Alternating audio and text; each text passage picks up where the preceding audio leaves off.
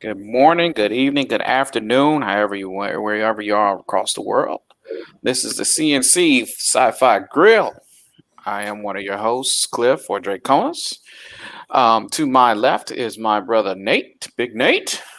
Below me is my daughter Christina, and we are here to discuss the season 2 finale for Mandalorian, which I don't have words. My son off the bed. We were sitting on the edge of the bed watching, and I almost threw him off. I, as a Star Wars nerd, which if anything I'm a nerd over, it's not just computers, it's Star Wars. That was I did, but I don't. You know what? Let me just get back to this. Again, this is what You the know what? prequel and the sequel should have been. This was not buttery goodness. I think we lost Christina. She looks paused. Yes, she's looking up. I'm still here. My computer is weird. Yeah, your video is very. Hold on. Yeah, it's very weird. Hush, Rashida. I saw what you said. So you might have to switch. Oh, there you go. I can see you barely. Who you got for internet? What you got? Xfinity? Spectrum. Xfinity doesn't come to LA. They don't. Spectrum? Oh, that's trash. I used to have Spectrum. I know. trash I don't like it. I wish I had something different. All right. So I'm going to give a summary before we go into the spoilers, because I don't know if I can even take the summary. It's so no, we have to do the summary. We got to give the people the summary for those that don't watch this crap. We got to give them the summary so that they can then leave. My. So they can then leave and do what they need to do. So this is the summary, and it's going to be a fast summary. So this is basically the story so far, which this episode is chapter 16. Chapter 16, but season 2, episode 8. It's the season finale for this season. Mando and Boba go to a world, grab some people to help them out to rescue the child. They end up going to Moff Gideon and fighting and doing lots of stuff. And they eventually get the child. Boba ends up leaving because Boba was basically a red herring to like do some stuff for them. We'll go into that deeper. But in the end, they end up with the child. But it's a bittersweet ending, but it's a beautiful ending. And then if you stay after the credits, there's an even bonus ending. And that's all I'm going to say. Because now we got to get into spoilers. And I need another sip of Bullet bourbon. Shout out to Bullet. Spoiler alert. This is the spoilers. Alert. If we ain't you going to stop. have not seen the newest episode of The Mandalorian, exit. Go away. You should go. Right if you haven't seen season 2, just leave. Get out. Just leave now. Oh my Lord. So it started off with them attacking the shuttlecraft, which had the lovely Dr. Persian, who we haven't seen. We saw bits and pieces of him from season 1. He was basically the doctor that worked on the child, or Grogu. They went to go get him because they needed him to get on board the ship. So they ended up going to get him, and then they ended up going to another world. They landed and they went inside of a bar, and inside the bar was Casca Reeves and Bentaro, or sorry, not Bentaro. God, her name's escaping me right now. Yeah, Bo-Katan. So they went to go get Bo-Katan, who are the Mandalorians. And if you ever want to see some tense, racist stuff, that scene with Casca Reeves and Bo-Katan and Boba was some of the most wow. So let's just say we now know how the Mandalorians feel about what Jango did in Attack of the Clones, which was basically, created a whole army. He was Also, the seeds for a whole army. I appreciate it. So they basically created the clone. That's where the clones came from. Was from Boba's dad. And when Boba's like, "Yeah, this is my father's armor," and she's like, "No, that was your basically your sperm donor, Donor, yeah. your donor." And I was sitting there like, "Oh, damn." I was like, "Oh, that's how y'all really feel." That's how they really feel. Got it. I was like, they racist. They are. That was a little racist. It's not like they wanted to be there. And he raised Boba, and I guess As a Bo-Katan didn't child. realize that. Yeah, he raised him as a child. He didn't raise him like he wasn't shot up like the other ones. I mean, He I was honestly think raised. that most, like, if they didn't know that, it's probably because most people don't know that. Like, Mhm. people just think that that's like another clone. Right. But also the fact that one girl was so all up in Boba Fett's face, I was like, "Ma'am, do you know who he is? Casca? Oh, that's Do Casca. you know who he is?" That's our girl here who Casca Reeves, who some of you might say that looks familiar. That's because she's also Sasha Banks. And she's been around since season 2. So that's Sasha Banks, who is now, she's doing her actor chops. Who, if some people didn't know, that's also Snoop Dogg's cousin, one of his cousins. So she has transitioned a little bit from the squared circle, and now she's doing little side things, like a lot of wrestlers do, if they're popular enough. And I think she's been killing it because the fight between her and Boba, Dope. So they did get into the whole lineage, and they did get into a fight, and I think it ended up being kind of even. But yeah, Boba they was about ready to blow that whole thing up until Bo-Katan was like, "Look, y'all need to chill." And I'm like, "Bo, you should have said that a while ago." Like, let's go. Right. I mean, you should have said that a while ago. Control, your girl should have been under control a minute ago, and you should have been under control. No, I disagree. Why? Let a little bit go down. let him get a little feisty. Helps out in fighting. Sounds good to me. I like it. So they ended up convincing him to go, which all they had to say was Moff Gideon, and then Bo-Katan was like, "Oh, there's no way to find him." And what he should have led with is, "I know where Moff Gideon is. Let's go get him," and that would have been a done deal, right? But I think that it speaks to like the fact that she doubt. Like, why would he be there saying, "Oh, let's go get the kid," if he didn't know where the hell Moff Gideon was? Like, why? Use your brain, lady. Like, she wouldn't be telling you for no reason. I mean, she knows that without Imperial codes, you're not going to find them. So, I mean, what she did was she just underestimated the man, the myth, the legend.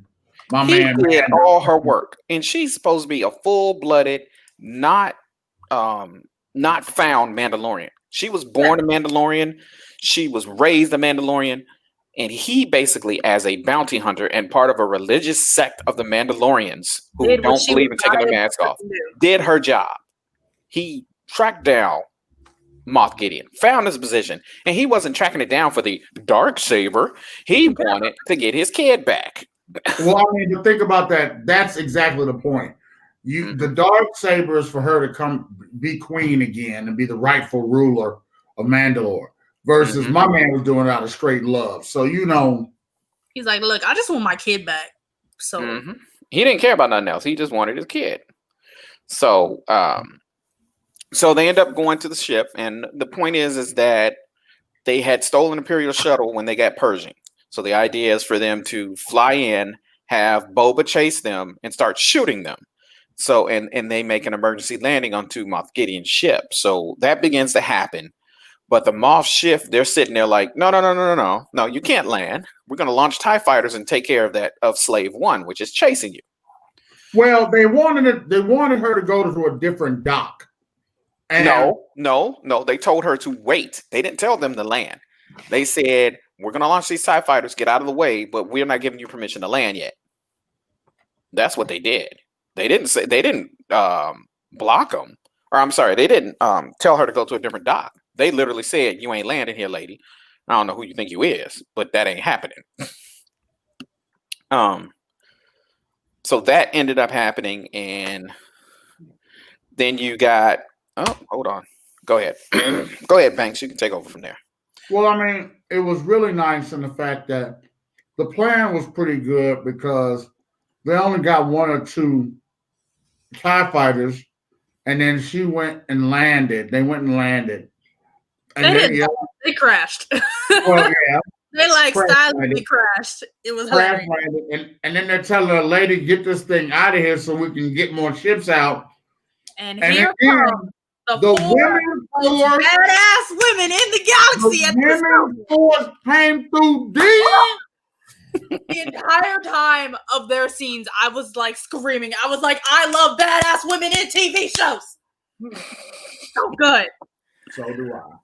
Mhm. So good.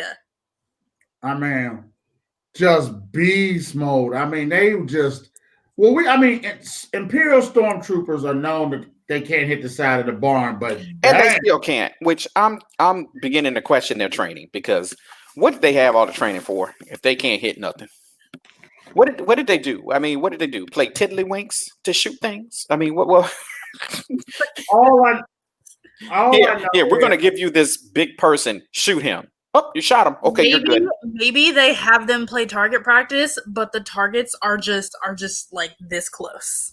And so all they have to do is shoot, and that's it. They don't have to aim. Well, you know what? I'm beginning to think that it was like, it's the Empire. They had sheer numbers.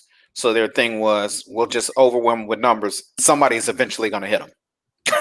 Eventually. That was their thinking. That's how bad it Again, shout out to Dave Filoni. Mm-hmm. I love in 2020 how he put out so many powerful women figures in the show. And let me say this to all the ladies out there, and actually to all the men that was calling Rey a Mary Sue from the movies. You know why? And I want not George Lucas, but I want everybody to understand why. It's because this is how you do strong women in a TV show or in a movie. This is how you do it. This is exactly how you do it. You don't make them overpowered and then, do whatever you're going to do where they can just do everything. No, these women, they've been through stuff. With Bo-Katan and Reeves, they've been through, the Mandalorian Wars, and they were subjugated by the Empire.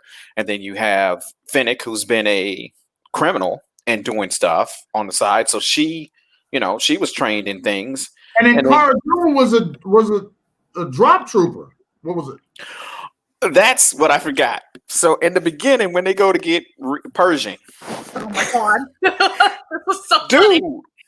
this is what I don't get. So y'all can't shoot, but you talking shit and deep shit to a lady that can shoot because you think you're gonna be able to kill Pershing before she can shoot you in the face, and you still trying to talk shit just because she's from the Republic, my dude. It's over. It's over. Hold on. When she shot him in the face, Elijah, my son, mouth dropped. And did you see the look of Mando? He was like, damn. It's like, all right, then. Damn. Well, all right. Well, I don't think they understood what was happening, what was going on. I guess they thought that they was playing. But they wasn't playing. Is like my favorite. I freaking love her. So, wait, let me find it. So basically, it was this part here. She literally shot this idiot in the face because he was talking between the eyes, like right between the eyes, and it kind of hit Pershing a little bit. I think it was a noise that hit him. But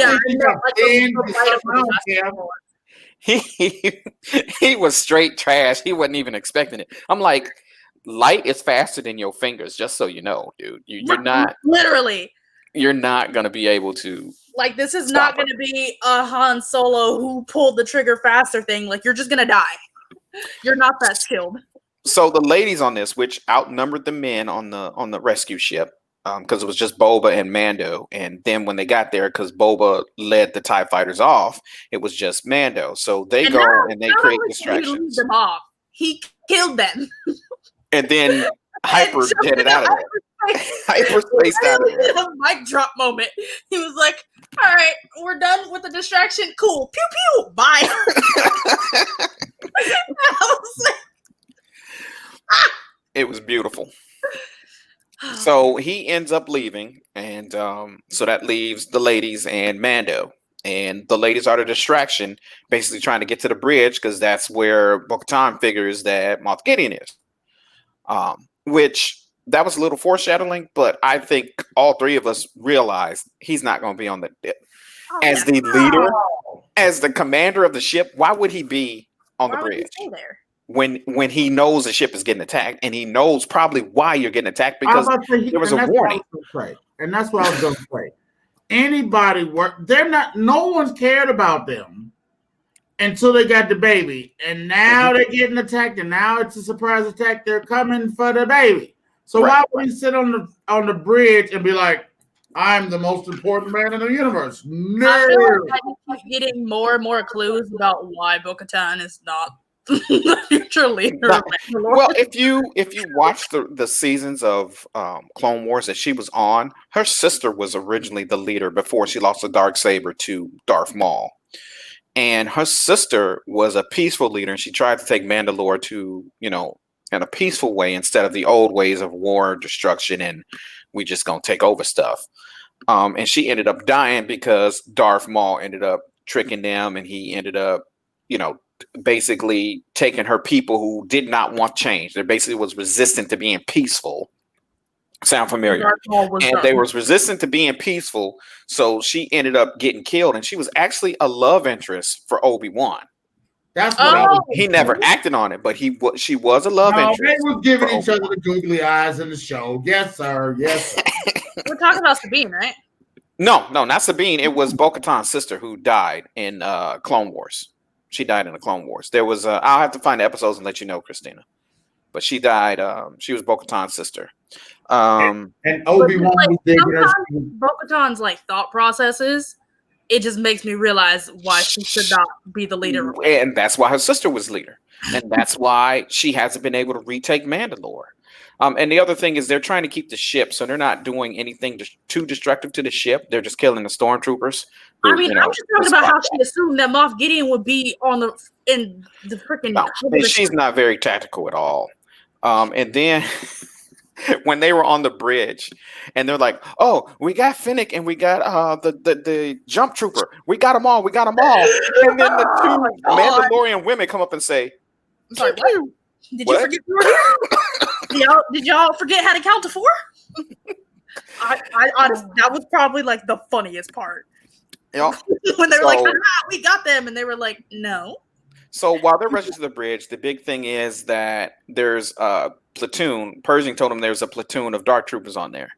And we come to find out that the dark troopers used to be men in suits. And so, Mando asks, "Okay, well, how many men are in the suits?" and blah, blah, blah. And Pershing goes, "No, they're generation 3. They're fully robotic. And these mugs ain't no joke at all. They are not playing with you." And this little still from this episode does not do them justice. Nope. Because Mando is able to stop them, but one of them gets through the door he was trying to close and proceeds to whoop Mando's manhandle him. Wait. Time. Yes. Okay. When you get pounded through the wall.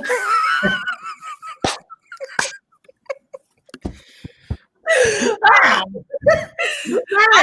mean, his helmet's not gonna break because it's Beskar, but then he went into the wall, and I was like, "Bro, come on!"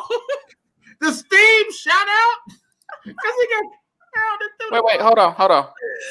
You mean right there? It was so funny. So just so y'all know, his head is literally through the wall. The metal is bending right there because he is getting pounded like when Mike Tyson in his youth was rocking them people. And his armor's not gonna break because it's made of this aluminium type armor that won't break for anything. And so he literally goes into the ship wall, and it's hysterical. Mm-hmm. It is hysterical. Mando does end up getting the upper hand, and he does end up ejecting them because for some brilliant, and this is again, I'm starting to wonder about the strategists not only on the Empire side, but on the Republic side. On the Rebel side. Oh, yeah, But so why would you put your elite fighting force right by an escape hatch? So basically, they just did Among Us, where he pulled the thing and ejected everybody out. He ejected all the Dark Troopers out. Literally. They just flew out. Not only that, like, he was like, all right, yeah, I'll just eject him. And I'm like, did he forget that they were droids and don't need to breathe? Oh, no. We was coming back to that. So Mando does end up getting to Grogu. And Grogu's in chains and he's just sitting there chilling, which I find weird. I guess Grogu had. No, he wasn't chilling. He was drained. Oh, yeah, that's true. He hadn't recovered yet. Yep. He hadn't recovered from the blood, but get there. Right. So Moff, of course, is there. Before we see that scene, before we see Mando get to the child in the brig, we see the ladies storm the and kill everybody on the bridge. And then Bo-Katan goes, well, I wonder where Moff Gideon is. Where he would be. I have no idea where he could be. It's not like there is a valuable prisoner on this ship at all. To Christina's point, how are you a great strategist? How? How are you supposed to rescue, free up your planet? How are you going to use this starship, which you're going to get, to free your planet if you can't figure out that the commander of the ship probably is not on the bridge or not on a bridge because he knows you're coming for the child? Yep, you're zoning out, Christina. Like I said. Oh, there you are. You're back. Stuck on stupid, can't get out of dumb. So Mando gets there. Grogu is as Nate brought up, he's drained. So he's got the Darksaber over him. He tells Mando to drop his gun. So Mando drops his gun and tosses it to the side. But and then what it was, and let me jump in. The reason why I say he's drained is because then Moff Gideon, of course, is doing the classic, the super bad guy, where he starts monologuing to try to get you to put your defenses down. So he tells you part of the truth and then tries to lure you in. Right, because he's like, I don't really need the child. Because I got his blood. That's all I need. I got his blood. And so that you see poor Grogu lean to the side and all this. And I'm like, he drained this poor baby. He drained this poor baby of his blood. This baby is tired and can barely survive because this food ain't like, like when you get blood here and they give some orange juice to rebuild it. They didn't give him no orange juice. They didn't give him no tang. They didn't give him no orange juice. I doubt that. So that poor baby can sit there like, oh, Lord, they took all my blood.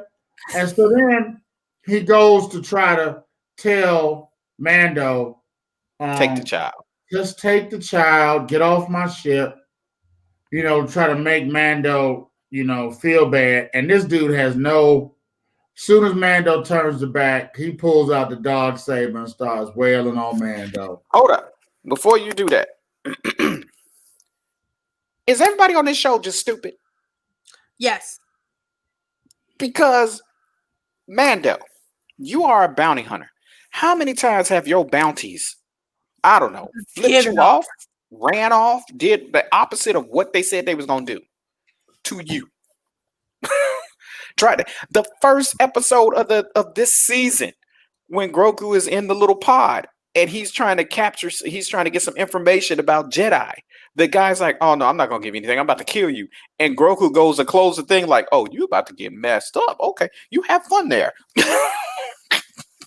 But remember one very important thing. Two things you got to remember. One, he just wants the child. And two, Bo-Katan said, nobody mess with Moff. He's mine. Okay, so, punch his ass out. We'll get to that later too. Like later on in the episode, it annoys me so much. Punch his ass out. Why is you keeping him awake? So of course Mando, because he loves the child. Look, I don't care. Keep the Darksaber. That's between you and Bo-Katan. Just give me my baby, and I'm deuces. So then of course, the bad guy. And for reference for everybody, that's how Grogu looks right now. I mean, that's how tired he was. He was a little leaning to the side. He was a little tired. He wasn't, and Giancarlo is excellent in this role. I'm sorry, he does Giancarlo- it He is. so He's a well. great bad guy. Yes, But not just a great bad guy. Not only did he fool Mando, but he had everybody like, well, maybe he will. And then when he fooled, not me. Oh, no. I didn't believe that. No. I mean, we all knew he was going to try to kill him. But I'm way too good at guessing what's gonna happen in shows. I think the only show that I wasn't that good at it with is probably Game of Thrones, and that's because Game of Thrones love to be unpredictable. But like, that's why I don't watch horror movies, because I predict literally everything. So, they end up fighting. Luckily, Mando, he doesn't have his gun, but he has a Vesper blade, which I don't think Moff Gideon was prepared for. Because he was like, well, wait a minute, why is this spear not breaking? Well, guess what? Vesper is good against lightsabers and the dark saber. Oh yeah, I thought it was hilarious. He was like, I'm just gonna whack you over the head with this saber constantly and see if it works. No. Again, it didn't work the first time. as Nate said earlier, stuck on stupid, can't out of dumb. So the first 2 times it didn't work, I'm changing my strategy because this ain't working. I would have went for the parts that Beskar is not covering, the joints. No, we're just gonna go for the armband and the helmet and yeah, all that stuff. So Mando does end up getting an upper hand and disarming him and puts him in cuffs and keeps him alive because Bo-Katan wants him and to deliver her own justice. Well, but Bo-Katan wants to do it. But I tell you, remember, Cara Dune didn't want him alive. Right. Yeah. Bo-Katan probably would have just killed him. Bo-Katan, I thought she said on the ship, I don't care. I don't care. She wanted to alive. Oh, okay. So he ends up bringing Grogu and Moff Gideon up to the bridge. And then we get to a different scene. So, he's trying to give Bo-Katan the darksaber saying, here. And the whole time, Moff Gideon is an excellent shit talker. He is sitting there talking so much trash, like, oh no, she can't take it. But he was because the darksaber knows it's sentient. It knows that it's kind of like the God, what was it in Harry Potter, CJ? The Elder Wand. It was the Elder Wand. The Elder Wand knows who defeated its owner. That's the only way to transfer ownership. And so she can't take it. And Moff Gideon sitting there like, oh, well, y'all got to fight for it. And he just study talking stuff. And then while that's going on, Reeves gets an alert. And everything's beeping. And they're like, oh my God, what is that? What is that? What is that? So they go, look, it wasn't TIE fighters. No, it's the Dark Troopers, which to Christina's point, he ejected but didn't deactivate. And they are droids, and they have jets, as we saw in the other episode when they grabbed the child. And they don't need to breathe in space. And so they were coming back to the ship. And Moff Gideon proceeds to talk even more trash. He's like, oh, now y'all screwed. Because my people, you ain't going to be able to beat nothing. Because you barely beat one. Y'all put up a valiant effort. Y'all will put up a valiant effort against them. But I'm going to be the only one that lives, me and the child. So there's this tense moment where they're just waiting. And I think me and CJ knew something was about to happen. I think we all knew something was about to happen. Literally, like, thinking about it in like a filmmaker perspective, especially as now I'm doing this like management internship with actors, like thinking about it from that in like a production perspective, I'm like, oh, they are building so much tension, like the camera shots, the angles. So just when they're about to break through. Wait. What? Now you have a whole platoon of these dark troopers, and they come to the door, and then it was a Fennec that said, close the blast doors. Yes. Close the blast doors, and these machines that are just so incredibly powerful. And it's just 2 of them. and are beating through the blast doors. And that's how they're building tension, building this. And he's like, you're going. And then also, of course, Moff Gideon's talking, you're all going to die. And he's building and building and building. And you're waiting to say, okay, what? Yeah, so they're basically sitting there. It's just those two in the front. There's a whole platoon behind them, and they're just beating on the door. They're just beating on the door. It was nothing nice. And so then, because like I said, as a director, you're setting a scene up to be able to say, okay, what is the next? What is going to be the hammer for all this that's going to break all this tension? It takes 2 minutes. It does build. It builds a lot. And then the scanner goes off. The scanner goes off, and then you see Grogu's ears like perk up. And he knew that was the Jedi he called. Yes! So, in comes one X-Wing. One X-Wing, which is key. Stop. When that X-Wing came in, I screamed. And that's when Elijah was like, Dad, why did you scream? And we'll tell y'all in a minute. And that's when I almost grabbed Elijah. I grabbed Elijah, and I just started screaming. Because I couldn't say the name. I'm going to let you do the build-up. But I was... I had it from different because, like, the X-Wing didn't trigger it for me. It was when he started fighting. It was when they started fighting. You know, when he started fighting, it didn't really tell me. So the Jedi gets on board. No, go ahead. As soon as I saw the X-Wing, I started screaming because I knew. Well, that could also have been... I was like, so is it Ahsoka? It could have been Ahsoka. It could have been Ahsoka. It could have been Ezra. It could have been Ezra. I was like naming off people, and we're gonna tell y'all who it was. It's not gonna be this person. Go ahead, Cliff. So they end up now. At this point, there was a scene we missed, and this was when they were on the bridge, and he had knocked down Moff Gideon, and nobody seemed to notice that Moff Gideon was laying on top of a blaster, which to me is just stupid. Knock him out. I was like, literally, why haven't y'all knocked him out yet? Like, y'all should have done that to begin with. So while when the Jedi shows up, he's like, oh crap, my plan ain't gonna work now.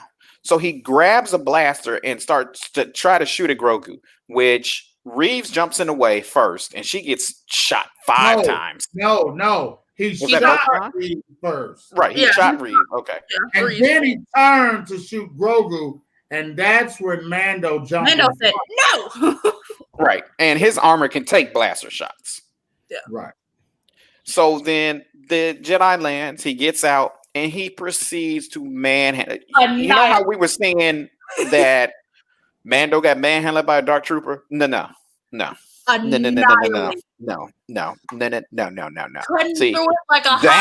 that right there is manhandling. That's manhandling. All this is manhandling.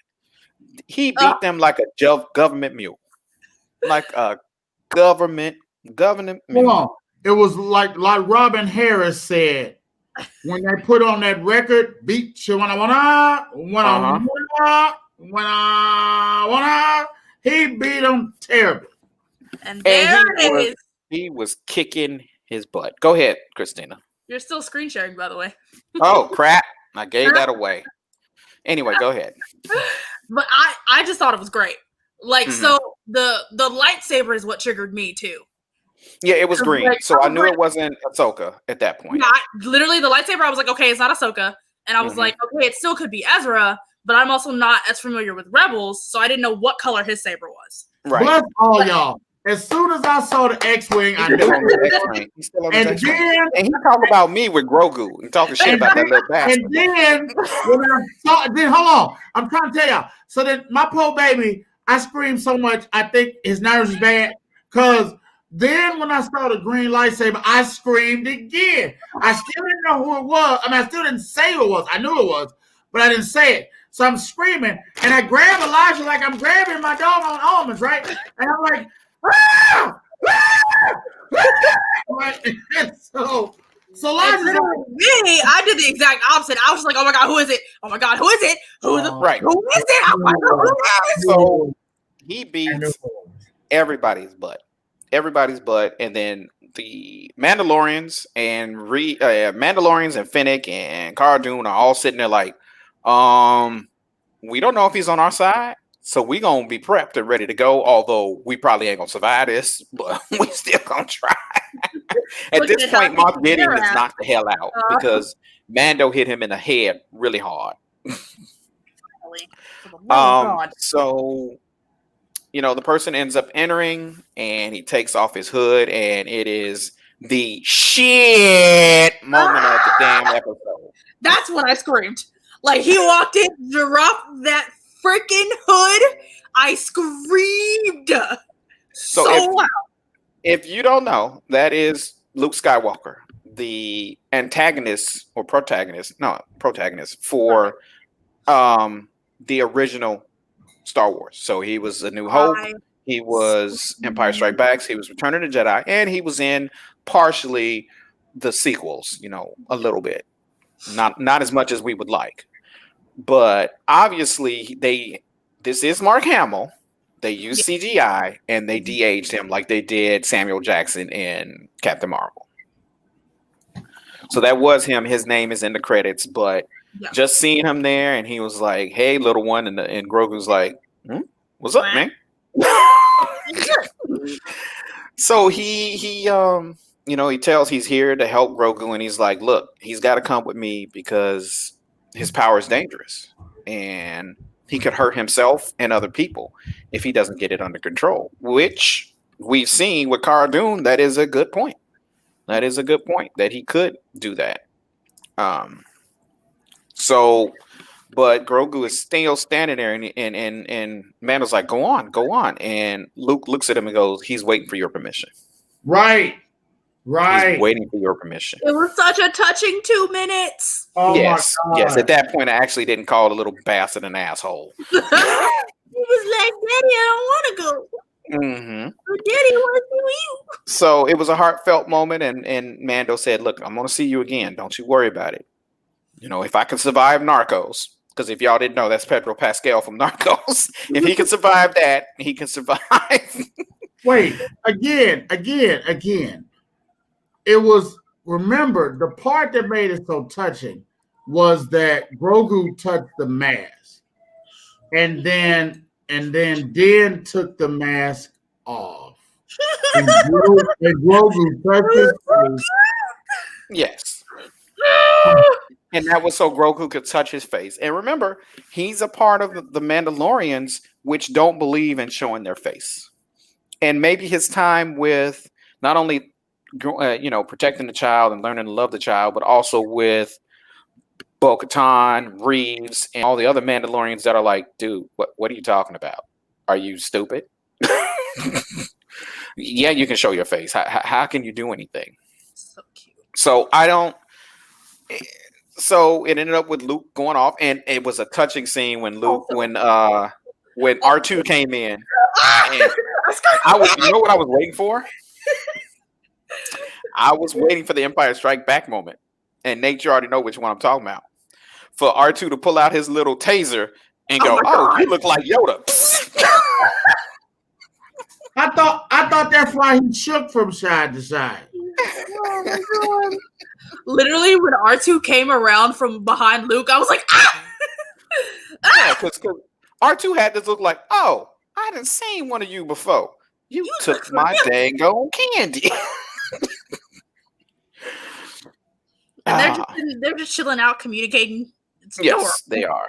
And going back a little bit, there was this moment where Mando put Grogu down, and Grogu's just holding on to his legs, and I'm like, "Ah!" Oh yeah, that got me. I was like, "I'm not crying, you're crying." So Luke ends up picking up Grogu, and they end up leaving, and that was basically the end, and we're left with Mando having possession of the Darksaber, and then where do we go from here? When the elevator door closes on Luke and R2D2, but that doesn't end it. Wait! Before we go into the next, I just want to give some props where props is due. We had all these speculation. People were speculating that it was going to be Maze. People were speculating it was going to be Ezra. People were speculating so many different areas or whatever. But I want to give shots out properly to Dave Filoni, his staff. And John Farver, he was the one that was writing most of these episodes. This is his brainchild with Dave. And so what I'm saying, so John Farver, Dave Filoni, the producer, I just want to say, out of all of the speculation, when I know you guys thought I got stuck on the X-Wing, but how great was that writing? Yeah. How great was the build-up and a lone X-Wing fighter? And then to say, great, one X-Wing fighter, we're saved. When Cara Dune said that. And literally were. And the build-up that they did, the writing, the capture, it captured. There wasn't a time in this whole episode that you could catch your breath. Nope. You watched this whole episode with bated breath. And I just want to give props for props was due. Oh, for Everything was on. Even to wait, I don't want to get to the spoiler. I want to stay in the episode. I'm talking about how incredible the show was, how balanced it was, how well it moved. You took a breath, and it was 35 minutes later. Yeah. Mm-hmm. I mean, how many shows have you watched that you're like, okay, can we move this along? Yes.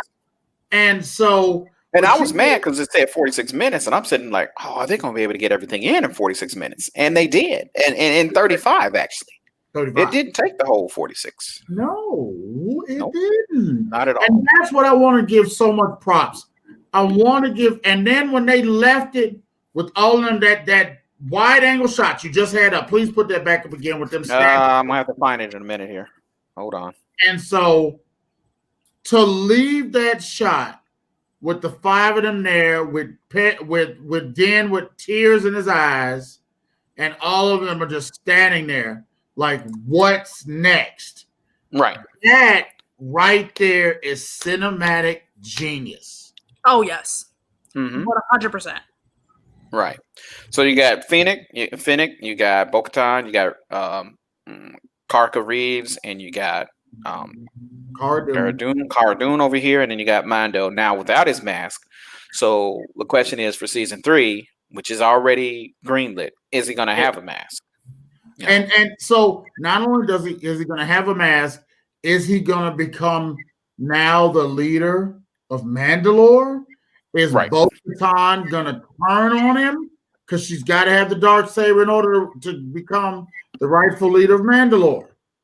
I mean, she's a horrible strategist, and she should not lead anything. You could not lead a horse to water.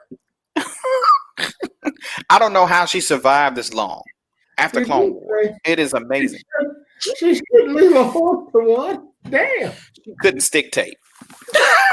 Like, for real. She couldn't swat a fly. Her plan for getting on the ship was great. Yes. But she's not innovative enough to be an actual... No, they can't think on the fly, because if something happens, it messes up her plan. She can't think out of the box. Like, it's her way or no way. And that's not the type of leader that you need to recapture an entire planet. Like, you gotta roll with the punches. And on top of that, think about it. Mando just let his son walk away with someone else. Mm-hmm. She'll never let anything go because she couldn't. She's like, I can't take back Mandalore without the Darksaber. You know what? You could take back. You literally Mandalore. could have. You could have, and then went to go look for the Darksaber. You didn't necessarily need that to get your people together, because your people are probably already pissed off with the Empire. I'm pretty sure they're pissed off at the Empire. But again, I want to give props where props is due. Bringing de-aging Luke, keeping it quiet, and the way they did it was perfection. But absolute perfection.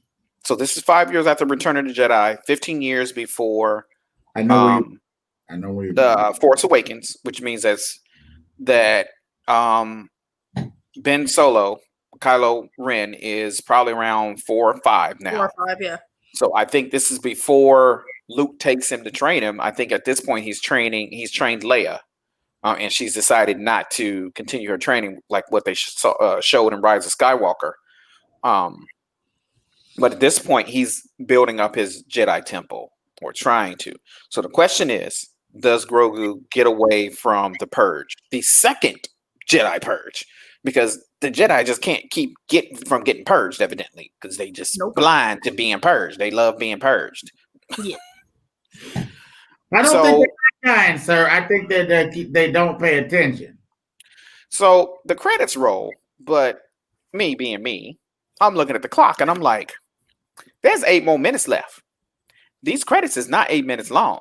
So let me sit back. We're also Marvel nerds, and this is Disney. Yes. So let's sit back.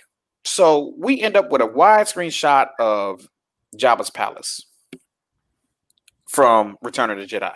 And in it is his speaker that was always at his side in his ear. I don't know what the guy's name is. I should have looked it up. But he has put on a couple pounds. He got chunky. You know what's funny? I would not be amazed if that's the original actor. I would not be surprised if that's the original actor. So he's sitting there. He's in charge of Jabba's thing, and then his forces, his mercs, start getting killed, and you see a silhouette. Now, I thought the first silhouette was Boba Fett. I did too. No. That was Finnick, who just came in and started kicking everybody's. You're dead. You're free. Go. Mm-hmm. So, in the end, he ends up shooting the guy on the throne, and he sits down, and we get one of the most badass shots I'd seen in a minute. Love it. Boba on the throne, and Finnick sitting there, and she's just looking at him like, this our shit. Get some liquor. I love it. And even better, so after that, then we get this wide shot. Hold on, wait. You see how she look? Wait, stop before you get to the next part. Yeah. He's on the throne. Uh-huh. And his right hand sitting on his right side. Exactly. As his right hand woman. Because remember, he saved her life. So, in the end, we all hyped, but we get, there we go. We get this. Where's it at? Done. I was done. So, I don't know if that's going to be its own thing, or is that just season 3 of The Mandalorian? That's a spinoff. I think it's going to be its own thing too, yeah. Okay. So, Boba, and they didn't announce it with all the other stuff they did on Star Wars Disney Day, which is props to Disney's marketing team, and props to whoever didn't spill. Yes. This is the Disney Day was last. 2 things they did not spill: Luke and this. The fact that no one found out that Mark Hamill was in the credits for this episode before the episode aired. Props to Disney. Props to the empire that is Disney. That was probably the most tight-lipped secret of the entire year. It was probably somebody's bonus, depended on it. It's like, bro, look, if your family spills this, ain't nobody getting a bonus. Nobody. What you got to say, Nate? You got something on your mind? I don't have nothing on my mind. I'm trying not to scream again. That's really what I'm trying not to do. That was my third scream, was when I saw the book of Boba Fett. Again, mine too. I was a scream. Yeah. So I think, so now we got 2 series set in this, and we also have Ahsoka's going to have her thing coming in 2022, and then Obi-Wan also will have his thing. There's a lot of stuff coming out for us Star Wars fans. Literally, fall/winter of next year is going to be insane. Yes. Because Mandalorian season 3 isn't coming out until December. You're the one that lives near the Star Wars park. I know. Not us. Mandalorian season 3 isn't coming out until December. They pushed it back to December. I think Obi-Wan and Ahsoka are coming out in October. I know one of them's coming out in October. And now we're finding out the Book of Boba Fett is also coming out in December. Right. So the question is, how is Book of Boba Fett going to tie in? I mean, I'm wondering if Mando will make appearances on there, because I'm sure Boba is going to be in the criminal world and will probably hire him out. but he also knows that, Mando is an honorable person. He won't do too much. As long as you don't push him too much on contracts, he'll do what he needs to do. I mean, and actually, this was the first contract he broke was with the child. He didn't break any other contract before that. Never. So he didn't care who he went to go get. So I guess, Christina, where do you think we're going in season 3? My. Oh, so there was a line that in the scene with Mando in the brig with Moff Gideon and Grogu. Mm-hmm. Moff Gideon says something else about how having power brings order. And I was like, the first order? Order? The first order? Hello? Again, they're tying back into the first order. Again, they keep. So I really think that season 3 is going to really build up to that. And also, I'll be back because my fridge is freaking open. And I did not know that. Okay. BRB. Mr. Nate, Big Nate, where do you think we're going? I think it's going to be an explosion I think they're going to eventually find a way to get the Darksaber in Bo-Katan's hand. And I think how they're going to do that is that because Moff Gideon's now caught. Yeah. So who's going to bring him back? Who's going to save him? Thrawn. I think that Thrawn is coming, season 3. And I think within that fight, that's how we get a chance. Because I don't think that, like I said. When is Snoke born? When is Snoke created? Have they created Snoke yet? I'm assuming that he's being created as we speak. Like I think from the last batch of blood. I think that the last batch of blood, that's why Grogu was so drained. That was another reason. That was another thing that stuck out to me, was like how drained he was. And he was like, I just wanted to study his blood. And I'm done now. And I was like, you're done because of Snoke? You're done because you did what you wanted to do? Right. That's not good for later things, but cool. So I think Thrawn with because now they've got to use, because Moff is caught, so they got to get that stuff out. So we're gonna see Thrawn, and I think that's how she's gonna be able to get. Because I think they're eventually gonna give the Darksaber to Bo-Katan. I hope not. She's a horrible leader. She is a horrible leader. I get everybody's opinion, but I think without having her have to challenge Mando, they're gonna have to fight the Thrawn, and that's how she gets the saber back. But and what if she loses to Mando in the fight? Is she able to fight for it again? I think if he fights Thrawn and Thrawn bests him, if you will, and she has to come to his aid, I think that's how they'll transfer it.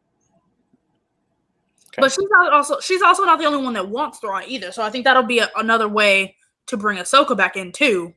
Mm-hmm.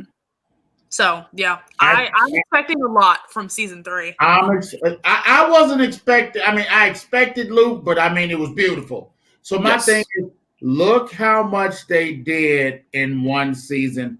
So I loved season 1, but season 2 of The Mandalorian was epic. He took the kitchen sink and he filled it and then threw it at somebody.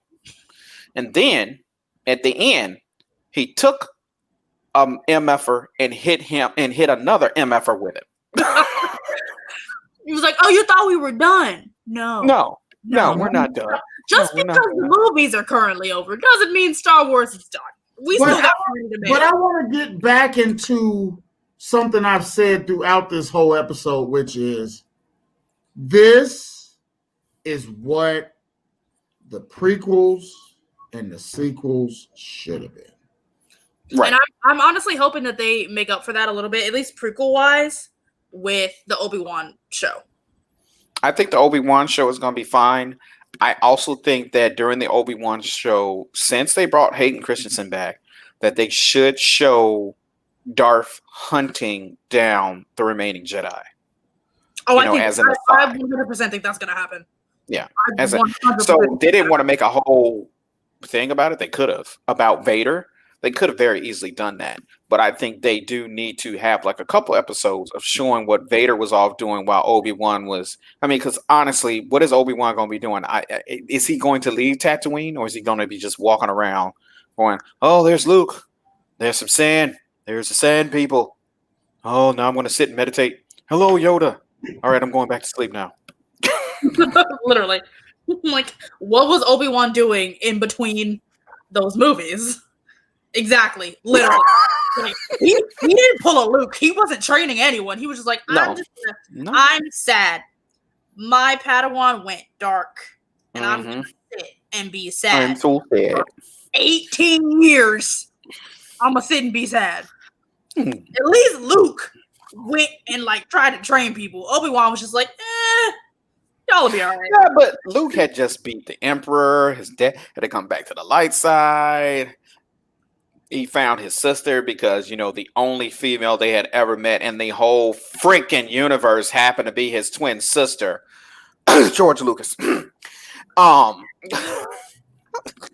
Yes, I know people are going to say, but it's the Force, Cliff. It's the Force. It was bull roar.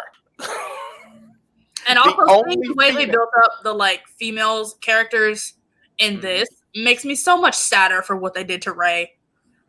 Well, like, not only what they did to Rey, but what they did to her. She was just like, my parents left me. Oh. Let me stare into the wind. That was like so much of her character. And I'm like, she could have, like, yes, that made her go through some trauma. Like, yes, she's on the planet by herself. My parents left me, and then here comes, the director, Q. John Williams. Mm-hmm.